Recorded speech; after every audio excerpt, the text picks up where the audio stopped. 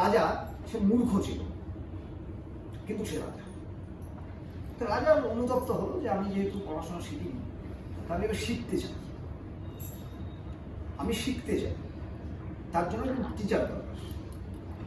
রাজার টিচার কি হবে? এবার তো যাই হোক একটা ভালো টিচার তো খুঁজে বের করে নিয়ে চলে আসলো। রাজার টিচার, তার মানে সেরকমই টিচার নিয়ে আসতো, নিয়ে চলে আসলো।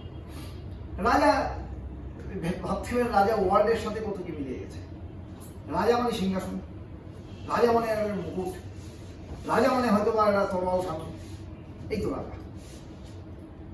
তো রাজা সিংহাসনে বসে থাকে, যে শিক্ষক সে মাটিতে বসে শিখায়।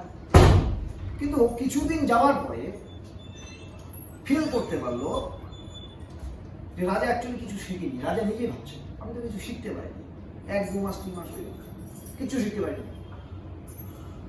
তো তখন রাজা বলছে, রাজা তো সে বলছে যে আমাকে শিক্ষক, তাকে আমি ফাঁসিতে চাও, একে ফাঁসিতে চাও। তো শিক্ষক বলছে আমি একটু আপনাকে আবেদন করতে চাইছি, আমাকে আর 1টা মাস টাইম দেবেন। বলে 1টা মাস টাইম? আচ্ছা কিভাবে বল? যে আমার একটা কন্ডিশন আছে, আমি আপনাকে শিখিয়ে দেব। বলছে কিভাবে? বলছে যতদিন আমি শিখাবো 1 মাসের মধ্যে, এই 30টা দিন আপনাকে নিচে বসতে হবে। বুঝতে পেরেছি? মানে এই ভাষাটা তো বুঝতে পেরেছি, বুঝাবো তো আমি পরে। আপনাকে নিচে বসতে হবে, আর আমি ওখানে বসবো, চেয়ারে বসবো। সিংহাসনে বসতে পারি মানে আমি চেয়ারে বসবো।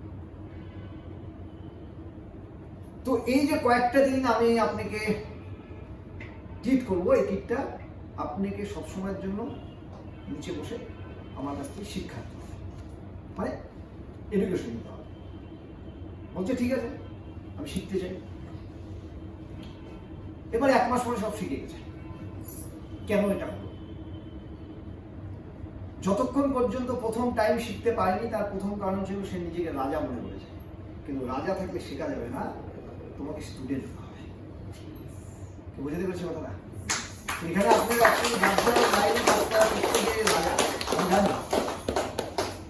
আপনাদের প্রত্যেকে আপনারা যার যার সিস্টেমে শেষে রাজা আছে। কিন্তু আজকে এই সিস্টেমে যেহেতু ভুল করে হোক আর শুদ্ধভাবে হোক আর যেমন করে হোক, এরা আমাকে উপরে উঠিয়ে দিয়েছে কোনোভাবে।